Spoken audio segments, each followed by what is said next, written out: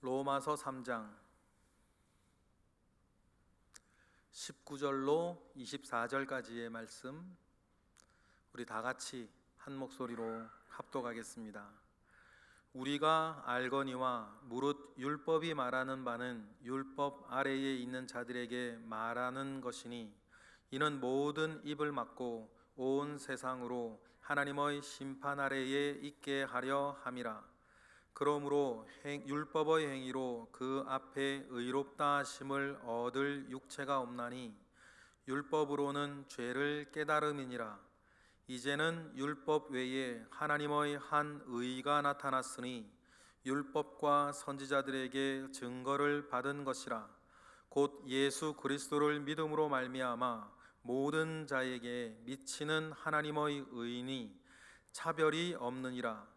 모든 사람이 죄를 범하였음에 하나님의 영광에 이르지 못하더니, 그리스도 예수 안에 있는 속량으로 말미암아 하나님의 은혜로 값없이 의롭다 하심을 얻은 자 되었느니라.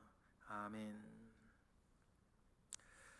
성 프란시스의 전기를 보면 이런 얘기가 나와요. 성 프란시스의 그 경건이 얼마나 충만했는지요. 식물하고 대화하고, 우리 교회도 뭐 식물하고 대화하는 분들이 여러 분 계시던데, 화분하고 대화하고 동물하고 대화하고. 그런데 성 프란시스의 경건이 얼마나 충만했냐면, 산에 야생동물에게 다가가도 야생동물이 도망가지 않았다 그러죠. 야생동물이 도망가지 않고 성 프란시스에게 이렇게 모여오고, 그럼 성 프란시스는 야생동물들 머리를, 얼굴을, 몸을 어루만지면서 그들과 대화하고 이야기하고 또 뭐 그랬다 그래요. 그런 성 프란시스가 그런 경건함 가운데 있다가 이런 얘기를 합니다. 성경에 나오는 모든 죄의 결과들, 악행들을 하나하나 이겨나가고 내 속에 없이 나아가고, 어느 날 문득 그 모든 죄의 결과들이 자기에게 완전히 사라졌다는 것을 느꼈대요. 정말 이제는 나는 이 죄하고는 상관없는 사람이 되었다라고 하는 것들을 딱 느끼는 순간, 예전에 자기에게 없던 죄가 하나 불쑥 솟아오르는데, 그것이 뭐였냐면 교만이었다. 다 이루어내었다라고 하는, 나는 다 되었다라고 하는, 예전에는 나한테 없었던 것 같은 교만이라고 하는 전혀 새로운 죄가 산처럼 딱 자기 마음속에 생기는 것을 보면서 성 프란시스는 인간은 안 되는구나, 나는 안 되는구나 느끼며 절망하고, 그 절망 속에서 다시 한번 은혜를 구하는 사람으로 그 자기 자리를 돌아갔다라고 하는 이야기를 읽은 적이 있어요. 여러분, 그렇죠. 우리가 하나님 아버지 앞에 저는 됐습니다, 이 정도면 된 것 아닙니까? 나는 할 만큼 했습니다, 다 이룬 것 아닙니까? 라고 이야기할 수 있는 사람이 여러분 누가 있겠습니까? 그러니 성경에서 말하기를 섰다 하는 자 넘어질까 조심하라 라고 말씀을 우리에게 하시겠죠. 그러니 여러분, 우리는 늘 하나님 아버지 앞에 가지고 있어야 될 가장 중요한 마음은 은혜 아니면 나는 도무지 오늘도 지금도 살 수 없다라고 하는, 은혜가 있지 아니하면 나는 결코 살 수 없다라고 하는 그 철석 같은 마음이 여러분, 저와 여러분에게 있어야 될 줄로 믿습니다. 사실 여러분, 그리스도인은 두 종류라 그러지 않습니까? 그렇다고 해서 그리스도인이 아닌 건 아니지만, 그리스도인은 두 종류인데, 뭐를 아는 그리스도인? 은혜를 아는 그리스도인이 있고, 또 은혜를 모르는 그리스도인이 있다는 거예요. 우리 모든 그리스도인들, 이곳에도 지금 그리스도인들이 앉아 계신데, 우리도 마찬가지. 내가 은혜를 아는 그리스도인이냐, 은혜를 모르는 그리스도인이냐? 여러분, 은혜를 아는 그리스도인은 몇 가지 특징이 있지 않겠습니까? 첫 번째는 하나님께 대한 겸손, 이웃 사람들에 대한 겸손. 또 은혜를 아는 사람은 늘 또 은혜에 배고파 있어서 은혜에 대한 사모함, 갈망이 늘 자기 안에 살아있는 거. 여러분이 개념으로가 아니라 책으로는 뭐 누가 몰라요. 여러분, 신앙의 세계가 책으로 되는 게 아니지 않습니까? 책으로 되는 건 진짜를 알아가기 위한 기초지. 그러니 여러분, 은혜 위에 서인 은혜에 대한 갈망, 내 속에 정말 하나님이 주신 은혜에 대한 갈망이 있는가? 삐쩍 마른 행주처럼, 여러분, 삐쩍 마른 행주를 물에 척 이렇게 물이 많은 곳 딱 두면 그 뭐 행주가 말이죠, 주변에 물을 쫙 빨아들이는 것처럼 나는 그 은혜에 대한 메마름, 은혜에 대한 갈망이 내 속에 정말 살아있나? 아니면 그냥 아이고 뭐 맨날 듣던 소리, 맨날 하던 거, 맨날 살던 삶. 교회 오래 다니시는 분들 이거 정말 조심하셔야 돼요. 맨날 똑같은 거, 최윤현 목사 맨날 천부에 하나님이 허락하지 아니하시면 제가 맨날 드리는 말씀 있잖아요. 뭐 맨날 드리는 말씀, 참새한 마리도 이 땅에 내려앉는 법이 없다. 저는 정말 그거 붙잡고 살거든요. 그래서 그러니까 제가 계속 말씀드리는 거죠. 제게 일어나는 모든 일들은 천부 하나님 허락하신 일이다. 좋은 일이든 힘든 일이든 그러면 허락하신 이의 뜻이 있겠지. 저는 그 마음 가운데 제게 주어지는 모든 일들을 만나요. 물론 어려울 때도 힘들 때도 있는데 저를 지키는 말씀은 그것이에요. 천부 하나님께서 허락하지 아니하시면 참새 한 마리 이 땅에 내려앉는 법이 없다. 지난주에 제가요 참 겁이 많이 난 주간이었어요. 제 주변에 코로나 검사 받는 분이 4명이나 되는 거예요. 순차적으로. 그분 중에서 한 분만 양성 뜨면 저는 밀접 접촉자로 14일 격리를 받아야 돼. 우리 교회 어떡하지? 큰일 났네. 그런 지난 주간은 제게 굉장히 두려운 주간이었어요. 그런데도요, 그런 두려운 주간을 살면서도 마음 먹었죠. 어떤 일이 일어날지 알 수 없으나 역시 천부 하나님께서 허락하지 아니하시면 이 땅에 참새 한 마리 내려앉는 법이 없다. 그럼 만약에 확진이 되든 양성이 되든 음성이 되든 우리 교회 담임 목사인 제가 밀접 접촉자가 되어서 격리가 되든 그러면 그건 뭐한 거다? 하나님 허락하신 거다. 그러면 하나님이 허락하셨으면 허락하신 이의 뜻이 있겠지. 그러면 그 상황을 나는 만나 살아야겠다. 어떤 일이 벌어진지 간에 여러분, 이것이 우리가 가져야 될 믿음이겠죠. 그러니 여러분, 그런 마음 가운데에서 저 자신도요 은혜 위에 묶어들려고 애를 많이 했어요. 마치 은혜의 삐쩍 마른 행주처럼. 푹 젖어있는 행주는요 물 가운데 던져내면 자기 속에 있는 게 푹 퍼질 뿐 주변의 은혜를 흡수하지 않잖아요. 그런 우리가 두 번째 있어야 되는 은혜를 아는 사람의 두 번째 특징, 은혜에 대한 갈망. 내한테 정말 글자로서 활자로서가 아니라 정말 내 속에 그런 은혜에 대한 갈망이 살아있나. 그 두 번째였고, 세 번째 특징은 이거 같아요. 더 많이 있겠지만 세 번째 특징은 내가 받은 은혜를 아는 사람은 제가 종종 말씀드리는 거예요. 100데나리온 때문에 시험 들진 않는다. 그렇죠? 주님 말씀하신 것처럼 내가 1만 달란트를 탕감받은 사람이라고 하는 사실을 알고 있는 사람이 100데나리온 때문에 시험 들진 않아요. 그런데 탕감은 탕감대로 받아놓고 자기가 받은 은혜를 모르면 100데나리온 자기에게 빚진 동관을 감옥에 쳐넣는 거 아니에요. 무자비하게. 그러니 여러분, 우리가 은혜를 아는 사람들이 되기를 바랍니다. 특히 우리가 로마서를 묵상을 할 때에, 특히 로마서의 첫 부분들을 우리가 묵상을 할 때에 정말 우리가 느껴야 되는 게 뭐냐면 내가 받은 은혜가 무엇인지를 느끼는 거예요. 왜냐하면 지금 사도 바울은 절망만을 이야기하고 있거든요. 의인은 없나니 하나도 없도다. 오늘 본문에도 모든 사람이 죄를 범하였음에 하나님의 영광에 이르지 못한다. 율법으로나 양심으로나 유대인이나 헬라인이나 하나님의 진노 아래 율법의 요구를 모두 응한 사람이 누구고 양심의 부름에 모두 응한 사람이 누구냐. 없다는 거죠. 우리 끽해봐야 사기꾼이 도둑놈 욕하는 일만 우리는 할 수 있죠. 나는 도둑질은 안 했으니까. 그러나 내 속에 있는 사기죄는 어떡할 거예요? 우리가 살인죄는 하지 않았는데 우리가 미워는 하는데 뭐.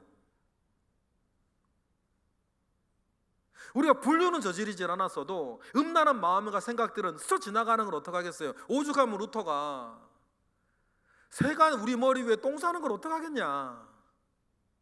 그런데 새가 우리 머리에 둥지 트는 것을 막아야지. 그렇게 루터가 말하게 됐던 이유가 뭐겠어요? 스쳐 지나가는 그 모든 생각들을 어떡하겠냐고요. 그러나 주님은 이렇게 말씀하셨죠. 미워하는 자마다 살인한 자요, 음욕을 품는 자마다 음행한 자로다. 우리 주님은 그렇게 말씀하셨으면 똑같다는 건데 그게 다. 그러면 여러분 우리가 어떻게 하나님 아버지 앞에 우리에게 준 율법의 부름을 다 우리가 이루어 드렸고 양심에 여러분 우리가 다 응했겠어요? 다 응했으면 여러분 우리가 이게 무슨 말인지 몰라야 되는 것 아닙니까? 양심의 가책. 아유 근데 이게 무슨 말인 줄 알겠네. 양심의 가책이 무슨 말인 줄 알겠어. 그게 뭘까요 여러분? 양심의 가책을 느껴봤다는 거거든. 양심의 가책을 느껴봤으니까 우리는 알아요. 양심의 가책이 무엇인지 알겠어요. 그러니 여러분 우리가 율법 없는 자라 치더라도 로마서 얘기처럼 그 양심의 부름에 모두 응하며 살지는 못한 거지. 하나님의 율법까지는 갈 것도 없고. 그러니 여러분 우리가 정말 로마서를 통해서 얻어야 할 첫 번째 은혜를 받으려면 여러분 내가 얼마나 절망적인 사람인 것을 느끼는 거예요. 아닌 척 아닌 양 살아가고 있으나 혹시 여러분 도둑놈이 자기 집에 와가지고 밥상머리에서 자기 아들한테 정직하게 살아야 돼. 그렇죠. 도둑놈이 뭐 자기 아들한테 도둑질하며 살아라 그럴 거였어요? 그 말은 죄가 없죠. 아무리 도둑놈이라 하더라도 자기 아들한테 너 정직하게 살아야 돼, 공부 열심히 하고 그 말은 맞으니까 아들이 도둑놈이 저런 얘기 안 해, 저 말 안 들을래. 이건 뭐 다 죽자는 거고. 그 언어에는 죄가 없다. 도둑놈이 정직하게 살으라고 얘기를 한다면 정직하게 살아야 된다. 그 말은 받아야죠. 그런데 한편 더 생각을 해서 내가 정말 도둑놈 같은 인간이면서 내 아들에게는 정직하게 살아라고 가르치는 자가 되어 있으면 아들 입장에서는 언어가 죄가 없으니 그 말은 말로 받지만 그 말하는 아버지 입장에서 그게 뭐가 되겠어요? 그런데 저나 여러분들처럼 교회 오래 다니신 분들 그리고 직분도 받고 교회에 익숙하고 우리 후배들도 있고 제자들도 있고 이런 사람들이 정말 빠지기 쉬운 함정이 뭐겠어요? 그 자기 아들한테 정직하게 살으라고 말하는 도둑놈 아버지 꼴 되기가 우리가 너무너무 쉽단 말이에요. 예수님 시대 바리새인들처럼. 드러나는 죄는 어떻게 뭐 덜 지었다 하더라도 여러분 분명한 건 뭡니까? 하나님의 법 앞에 우리의 양심 앞에 절망할 수밖에 없는 나 자신을 알면 알수록 그 뒤에 뭐예요? 내가 받은 구원이 얼마나 큰 구원인지 우리 느끼는 거 아니에요. 그런데 구원받은 지 20년, 구원받은 지 40년, 50년 되면 그 은혜를 잃어버리기가 너무 쉽더라.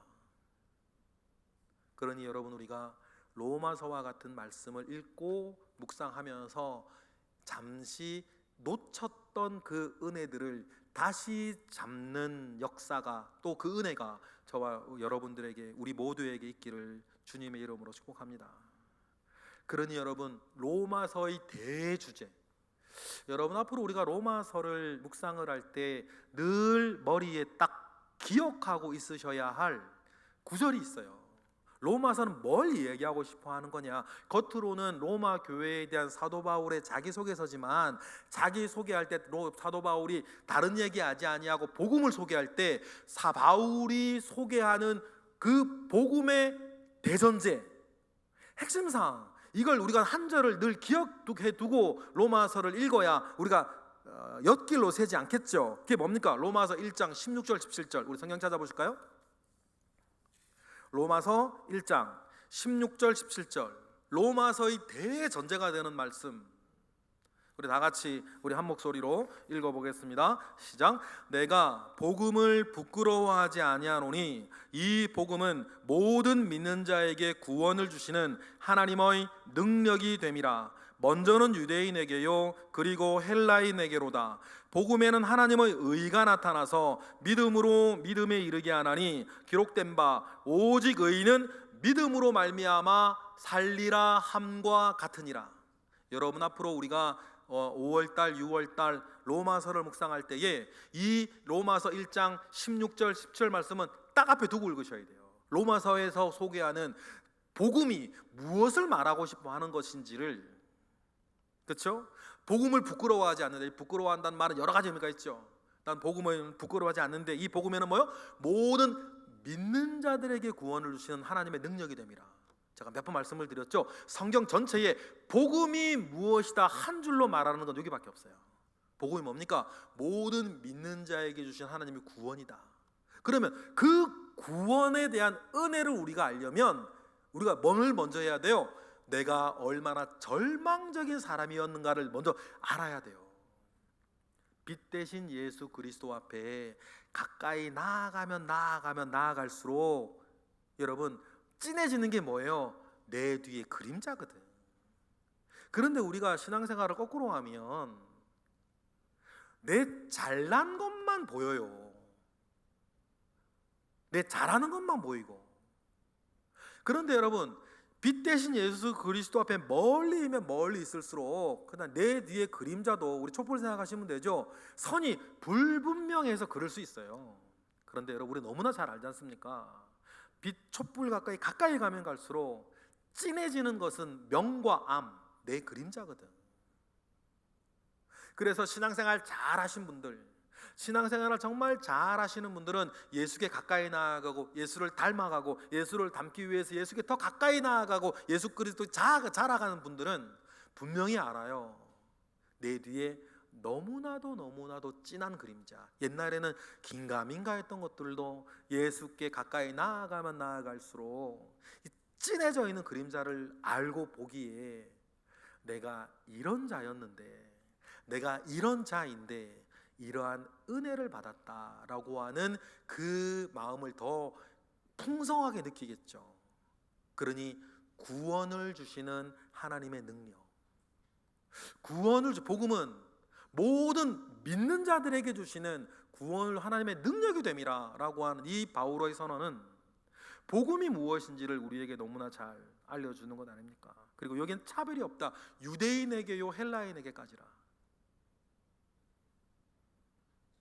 유대인과 헬라인은 당시 사회에서 제일 원수지간의 사람들 아닙니까? 예수님께서 여러분, 유대인들이 헬라인이 자기를 찾아오고, 우리가 우리 요한복음 묵상할 때 예수님께서 헬라인이 자기를 찾아왔다는 이야기 예수님 엄청 기뻐하시죠. 빌립을 통해서 헬라인이 예수님 만나자고 여러분 6월절 날 앞두고 청탁을 넣었을 때 예수님 참 좋아하셨어요. 헬라인까지 찾아오면 다 찾아왔다는 거거든요. 왜냐하면 제국 내에서 헬라인과 유대인은 원수지간이었거든요. 그래서 로마 황제가 되어지면 로마 황제가 반드시 이루어야 할 5가지 가치가 있는데, 그 첫 번째가 로마 100만이나 되는 로마 시민들, 특히 빈민들 가운데 매일 음식을 제공해 주는 일이고, 그리고 5번째가 뭐냐면 제국 내 유대인과 헬라인이 싸우지 않고 살게 하는 것이 모든 황제가 공통적으로 가지고 있어야 할 5가지 중요한 덕목 중에 하나였어요. 아비멜렉은 구약에 있는 거니까. 어느 분에서 나오시나? 그러니까 말이죠,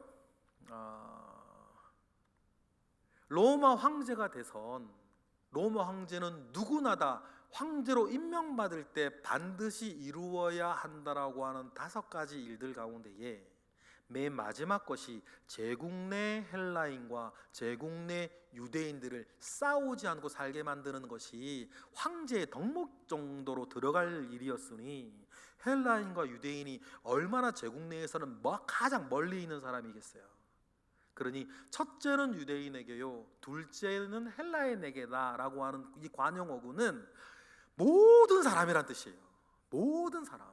예를 들어 우리나라 표현으로 하면 백두산부터 한라산까지. 백두산부터 한라산까지란 뜻이죠. 그런데 모든 믿는 자들에게 구원을 주시는 이 하나님의 능력은 첫째는 유대인에게요, 둘째는 헬라인에게다. 모든 사람에게 주시는 것이다. 그래서 이 복음의 내용이 뭡니까? 복음에는 뭐가 있어서? 하나님의 의가 있어서 믿음으로 믿음에 이르게 하나니. 참 말 구절 하나하나가 여러분 정말 기가 막힌 구절들이에요. 복음에는 하나님의 의가 있어서 믿음으로 믿음에 이르게 하나니. 빌리버의 믿음에서 페이스의 믿음으로.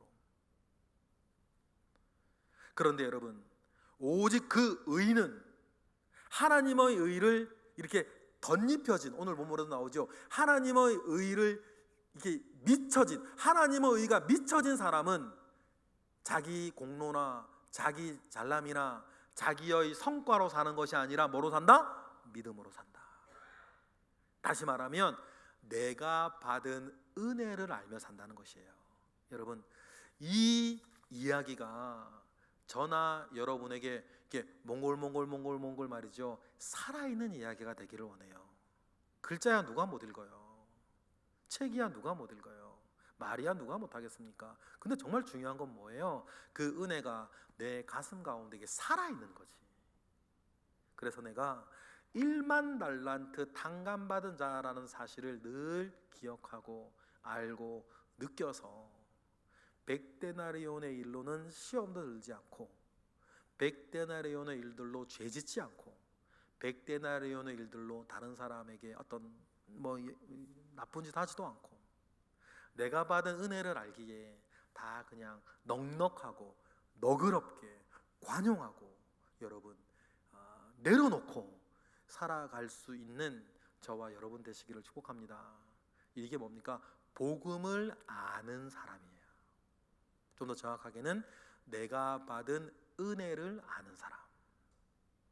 저와 여러분이 정말 그러한 이 되기를 축복합니다.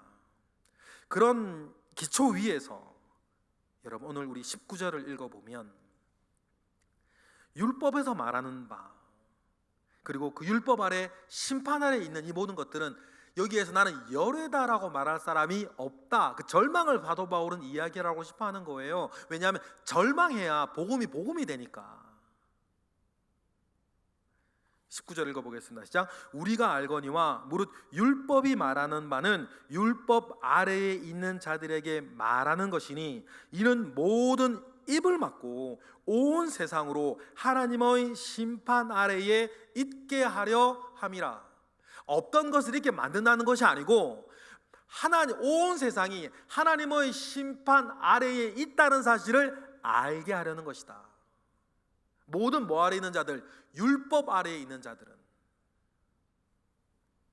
여러분, 율법 아래에 우리를 두기 시작하면 여러분 우리가 어떻게 우리가 살겠어요? 중국 사람은 중국법 따라 살고 미국 사람은 미국법 따라 살고 한국 사람은 우리나라 법 따라 살겠는데 여러분 우리가 걸리지 않아서 그렇지 우리나라 법 많이들 어기시며 사시잖아요. 저는 요즘 운전하려고 그러면 짜증이 나가지고 50km, 30km가 왜 이렇게 많아? 아니 온 나라들 30km로 만들어 놓으면 걸어 다니라는 거지. 넘으신 적 있으시죠? 저도 많이 넘죠. 빨리 가다가 그 앞에서 속도 줄이고 유복수 권사님은 운전도 안 하시는데 잘 하시네. 알려주고 말거나요. 그 앞에서 줄이는 거야 매한가지니까. 근데 또 법이 많아져요. 횡단보도 요즘은 개도 기간이죠. 횡단보도에 그 이제 선 있잖아. 흰색 선 이렇게 정지선. 근데 그 범퍼를 넘어가면 안 된대요. 범퍼가. 근데 전 참 많이 넘어가요. 그죠?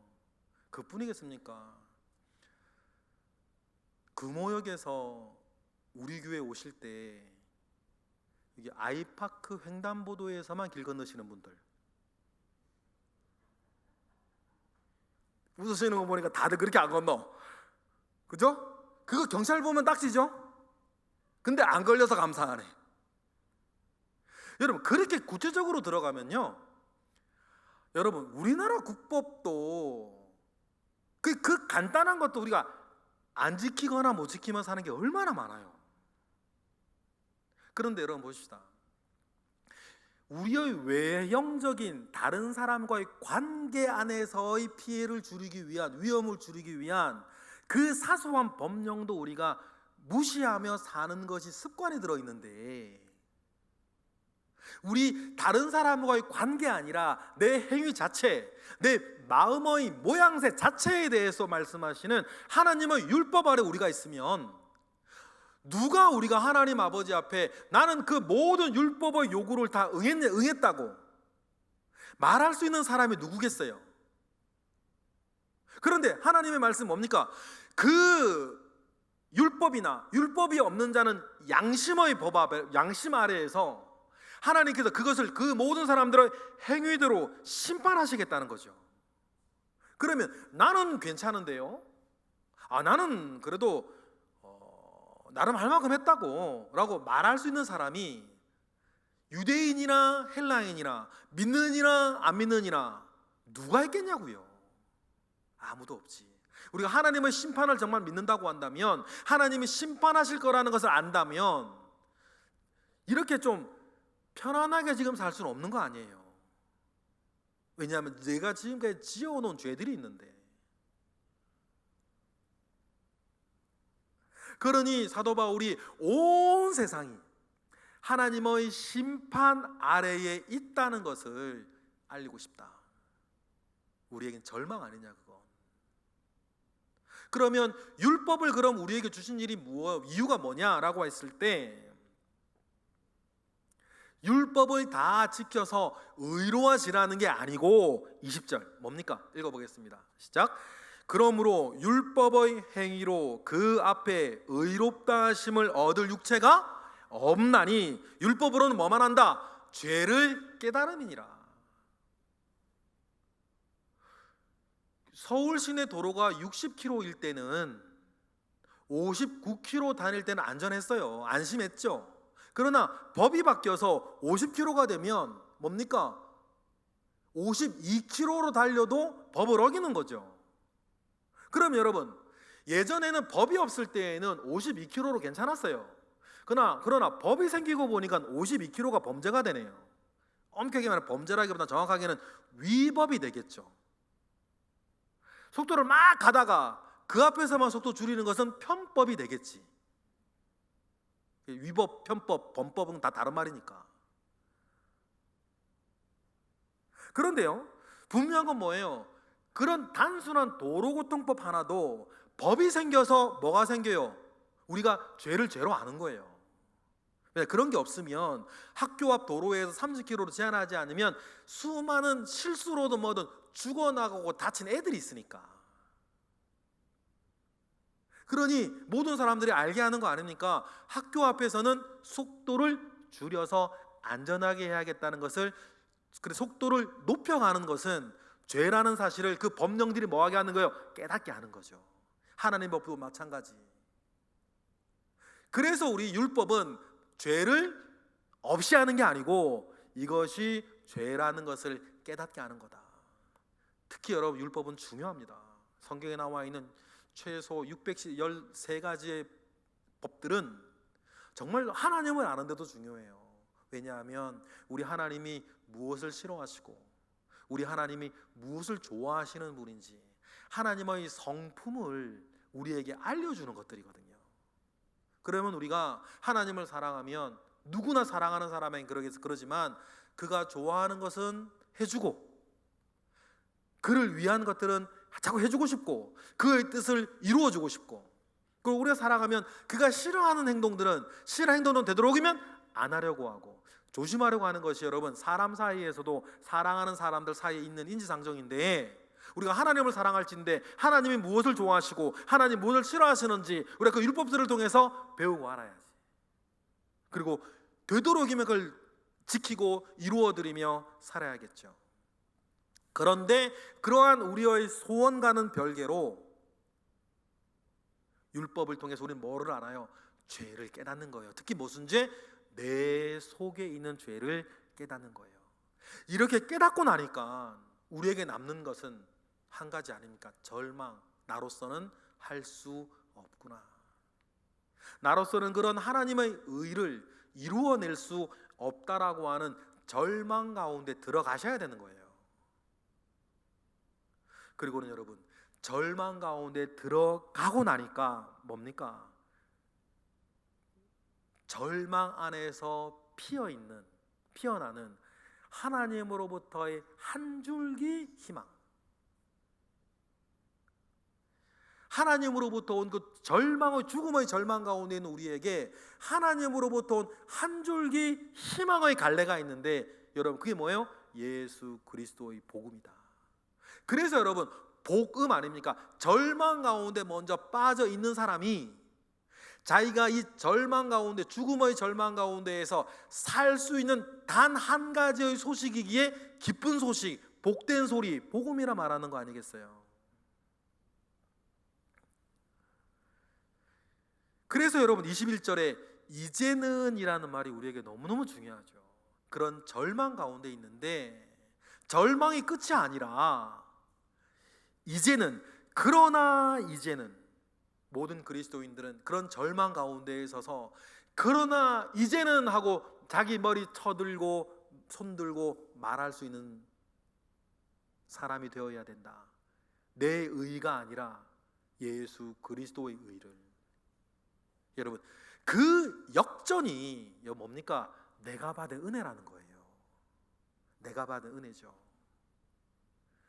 제가 고등학교 2학년 때 학생회 회장하고 있을 때 교회에 불을 냈거든요. 본당에. 석유난로에 등유가 넣어야 되는데 모르고 제가 휘발유인가 기름 넣으라길래 석유난로에 그냥 뚫렁 갖다가 넣었는데 알고 보니까 등유를 넣어야 되는데 경유를 넣었나 휘발유를 넣었나, 그걸 넣으니까요 이 연통을 따고 불길이 막 하늘로 솟구치는데요. 그때 그 사람들이 그때 주변에 많이 있었기 때문에 바로 껐죠. 담임 목사님 화가 나가지고 누가 이랬냐고 그러는데요, 나 죽었다. 이게 천장에 구멍이 났으니까 나 죽었다 그랬는데요, 제 선배 학생회장께서 내가 그랬다고. 내가 그랬다고. 그 선배가 나서 그게 내한테 복음이지. 자기가 그랬다 그러는 거예요. 그분이 시키긴 했어. 시킨 건 그분이지만 집어넣은 건 나였는데, 그분이 담임 목사님이 와셔가지고 누가 그랬냐고 막 소리를 치시는데, 목사님 죄송하다고, 제가 잘못 알고 넣었다고 그분이 고백하고 목사님한테 혼나는데 저는 그냥 되게 가만히 있었어요. 영화 같으면 내가 했어요 했을 텐데 그런 용기는 없어가지고 너무 겁나가지고. 그런데요, 그러면서요 제가 한 가지 나중에 깨달은 게, 이게 복음이구나. 분명히 내가 했는데 예수님께서 자기가 안 했으면서 내가 했다고. 우리가 했는데 내가 했다고 예수님께서 죽으신 거 아니에요. 교회 불낸 거야 뭐 그렇다 쳐요. 그건 절망은 아니니까 그냥 욕먹으면 되고, 필요하면 뭐 천장 검게 그을려 구멍 난 거 메우면 되는 거 아니에요. 해결책이 있죠. 그러나 우리의 죄 문제는 그렇게 해결할 게 아니란 말이에요. 돈 드린다고 해결할 게 아니죠. 돈으로도 못 가요. 지식으로 못 가요.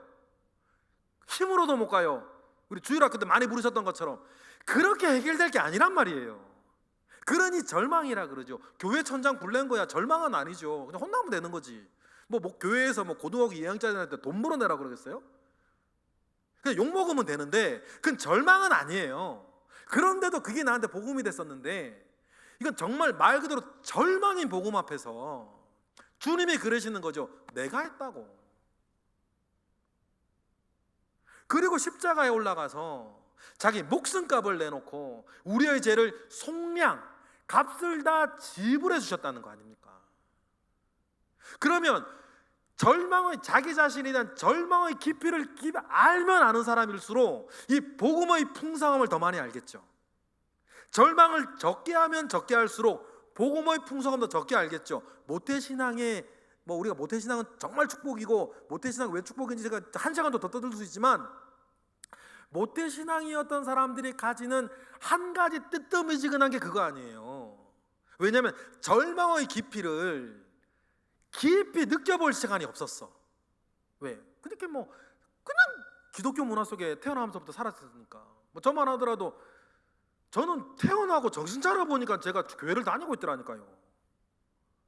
저는 주기도문, 사도신경, 십계명을 언제 외웠는지 기억이 안 나요. 전 모태로부터 외워서 나왔나 봐. 언제 외웠는지 기억이 나질 않는데 저는 태어나고 보니까 외우고 있더라고. 그러니 여러분, 제가 인간의 죄의 깊이 절망해 본 일들이 50대 여러분 사업 판판이 망해보고 막 죽을 병 걸려보고 막 이런저런 부침 가운데에서 손 들고 옵니다. 내가 찬송가처럼 그렇게 와본 경험이 없으니 뭐한 깊이가 적어요? 절망의 깊이가 적지요. 그러니까 뭐도 약해요? 복음의 풍성함이 약해요. 그게 모태신앙에 가지고 있는 단 한 가지의 약점들 아닙니까? 하나님께서 그분들에게는 또 다른 은혜를 주시지만, 그러니 여러분, 우리가 복음을 복음으로 알고 복음의 은혜를 은혜로 알려면 제일 먼저 우리가 먼저 돼야 되는 것은 내가 얼마나 처참한 자인지 더 깊이 절망하시는 것이 여러분 오히려 복음 안에서는 약이에요. 그러니 여러분, 여러분의 못남과 여러분들의 허무함과 여러분들의 연약함과 그런 것들의 몸서리쳐진 고통들이 막 찾아올 때에 여러분 너무 슬퍼하지 마세요. 여러분, 그것이 여러분 오히려 내가 복음의 깊이를 알게 하는 여러분 더 큰 은혜가 될 줄로 믿어요. 근데 바울이 말한 것처럼 이렇게 하면 안 되죠. 그럼 은혜를 더하려고 죄를 더하겠냐? 그건 아니란 얘기를 또 하죠. 바울도 똑똑한 사람이라 딱딱 이렇게 우리 머리 위에 있어요. 그래서 다 단도리를 치고 나가지 않습니까? 그런데 그런 절망적인 상황 가운데에서 21절 뭡니까? 그러나 이제는 뒤에 나오는 구절들이 우리를 살리는 것 아닙니까? 21절 읽어볼까요? 시작. 이제는 율법 외에 하나님의 의가 나타났으니 율법과 선지자들에게 증거를 받은 것이라. 율법과 선지자들에게 증거를 받은 것이라고 하는 말은 어느 날 갑툭튀가 아니란 얘기예요. 갑자기 툭 튀어나온 것이 아니고 하나님께서 에덴 동산에서부터 그 모든 선지자들로부터 하나님께서 약속하시고 전해 내려오셔서 우리에게 보여주신 역사적인 정통성을 가지고 있는 그 하나님의 새로운 의가 우리에게 나타났다라는 거예요. 그게 복음 아닙니까? 절망인 우리에게 나타난 하나님의 이 의, 그 의의 내용이 뭡니까? 22절이에요. 곧 나오죠. 읽어보시겠습니다. 시작. 곧 예수 그리스도를 믿음으로 말미암아 모든 믿는 자에게 미치는 하나님의 의니 뭐가 없다? 차별이 없느니라. 첫째는 유대인에게요, 둘째인 헬라인에게. 그 말이 요 말이에요. 그런데 곧 나타난 하나님의 의는 예수 그리스도를 믿음으로 말미암아 그 믿는 자에게 생겨난 것이 아니라 믿는 자에게 뭐하는? 미치는, 마치 달이 빛나는 것처럼. 우리가 밤하늘의 달을 보면 달이 훤하지 않습니까? 그런데 여러분, 달이 훤하게 보름달로 비치는 것은 달이 빛을 내는 것이 아니라 태양빛이 미치는 거 아니에요. 태양빛이 달에게 미쳐서 반사된 걸 우리가 보죠. 우리의 의는 그런 거다. 우리에게 의가 있는 게 아니고, 예수 믿는 저나 여러분들이나 의로 얘기하자 그러면 사실은 살인은 안 했지, 그런데 미워는 하고, 불륜은 안 했지만 음욕은 품고, 도둑질은 안 했지만 질금 눈은 감고. 그러니 여러분, 우리의 의는 내 속에 있는 것이 아니고 마치 태양빛에 비춰진 달이 우리에게 밝게 보이는 것처럼 우리의 의도 예수 그리스도를 믿는 모든 믿는 자에게 미치는 하나님의 의가 나에게 반사돼서 나오는 의다. 근데 이 의는 뭐다? 차별이 없느니라. 그러니 여러분, 우리가 가지고 있는 이 의로움인 사실 우리의 자랑거리가 아니에요. 그저 우리의 감사거리지. 내가 이런 은혜를 받은 것, 이런 은혜 가운데 살게 되어진 것을 감사하는 거죠. 그래서 여러분, 에베소서 찾아보실래요? 에베소서 2장 8절 9절 보니까 사도 바울은 늘 그렇게 얘기를 했어요. 이러한 구원이, 우리가 받은 이 은혜가, 우리가 받은 이 의가 내게 아니고 나에게서 난 것이 아니라 하나님의 선물이니 우리는 그저 뭐하자? 자랑하지 말고 뭐하자? 감사하자. 에베소서 2장 8절 9절 우리 다 같이 읽어보겠습니다. 시작. 너희는 그 은혜에 의하여 믿음으로 말미암아 구원을 받았으니 이것은 너희에게서 난 것이 아니요 하나님의 선물이라. 행위에서 난 것이 아니니 이는 누구든지 뭐하지 못하게 자랑하지 못하게 함이니라. 할렐루야. 여러분, 모든 것들이 여러분 이러한 은혜의 메커니즘 안에 있어야 될 줄로 믿습니다. 제가 주일날 말씀을 드렸나요? 등록 50주년 되시는 분들한테나 여러분 우리가 감사패기 드려요. 제가 그것 때문에 참 고민을 많이 했어요. 왜냐하면 이것이 사람의 자랑이 돼서는 안 되는데 자칫 이런 걸 취하다가 이것이 그 사람의 자랑이 되면 어떡하지? 그래 안 할까 고민도 많이 하다가요, 업기를 몇 번 엎었는지 몰라요. 내 속에서만. 왜냐하면 너무 어떻게 보면 유혹거리가 된단 말이에요. 이게 내 자랑되는. 그래서 여러분 정리한 말이 이거죠. 이렇게 살 수 있었던 것에 감사하자. 자랑은 우리 교회가 하는 거고 우리 교회는 그걸 자랑하지만 당사자는 감사하는 거예요. 그 넘어가시면 안 돼요. 이것이 은혜의 메커니즘 아니겠습니까? 50주년 기념회 뿐이겠습니까?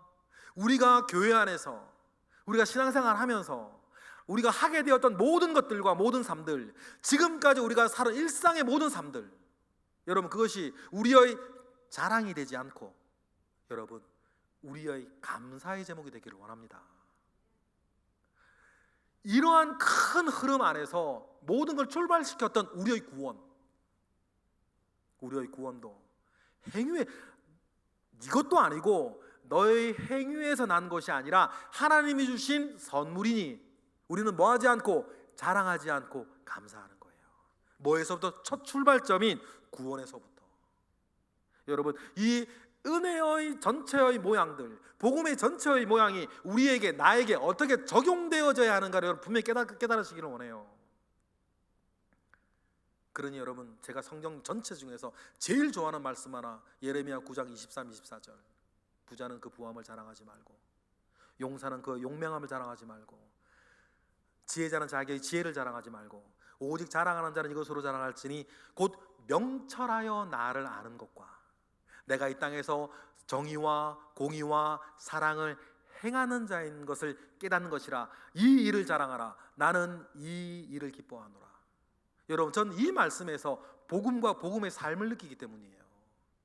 성경 전체의 구절 가운데 제가 이 말씀을 왜 제일 사랑합니까? 왜냐하면 제가 이렇게 복음의 은혜를 아는 사람이 되기를 원한다는 거예요. 제가 뭐 자랑할 것도 없지만 혹시 저나 여러분들에게 좀 자랑할 만한 것이 있으면 여러분 절대로 자랑하시지 마시고, 우리가 정말 자랑할 것이 있다면 내가 받은 은혜를 자랑하는 거, 내 속에 사는 그리스도를 자랑하는 거, 복음을 자랑하는 것, 복음을 부끄러워하지 아니하고 나를 이렇게 구원하여 준 하나님의 능력을 자랑하는 여러분 그러한 사람들 되시기를 주님의 이름으로 축복합니다. 이것이 복음하는 사람이고 이것이 복음의 은혜를 아는 사람 아닙니까?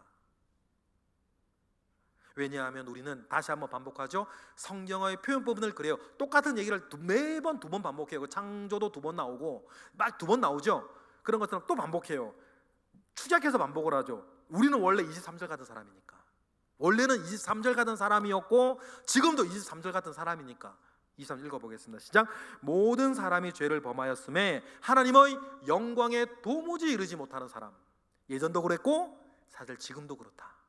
그런 내가 지금 반짝반짝 빛나는 것은 믿음으로 말미암아 미쳐진 하나님의 의가 있어서 나는 지금 반짝반짝 빛나는 것이지, 달처럼 지구가 그 사이를 가려버리면 우리는 보름달이었던 우리도 언제든지 금음달처럼 될 수 있는 것. 왜냐하면 빛이 나에게 나는 건 아니니까. 그 사실을 명심하고 살아야 되는데, 그러니까 여러분 24절 이 은혜가 우리에게 있었다. 반복하죠. 읽어보겠습니다. 시작. 그리스도 예수 안에 있는 속량으로 말미암아 하나님의 은혜로 값없이 의롭다 하심을 얻은 자 되었느니라. 할렐루야. 여러분, 이 말씀을 우리가 늘 명심하고 내가 받은 은혜가 무엇인지, 복음이 무엇인지, 절망에서 희망으로, 죄인에서 의인으로, 믿음으로 말미암아 주어진 이 역전의 은혜가 무엇이었는지를 여러분이 늘 기억을 하고, 여러분 100데나리온의 일들로 너무 시험 들지 마시고, 100데나리온의 일들로 흔들리지 마시고, 100데나리온의 일들로 여러분 기죽지 마시고, 은혜 잃어버리지 마시고, 여러분 언제나 은혜 위에 서서 어떤 일이 있으나 어떤 일이 없으나 은혜 위에서, 복음 위에서 승리하시는 저와 여러분 되시기를 주님의 이름으로 축복합니다. 기도하겠습니다. 할렐루야. 하나님 아버지의 은혜가 우리 가운데 있음에 감사와 영광 올려드리나이다. 복음을 주셨고 복음을 알게 하셨습니다. 우리가 이미 들어왔고 알고 있는 이 복음, 이 시간 다시 한번 확인했으니 하나님, 우리가 이 복음 위에 굳건히 서서 온전케 하시옵소서. 예수 그리스도 이름으로 기도드렸나이다. 아멘.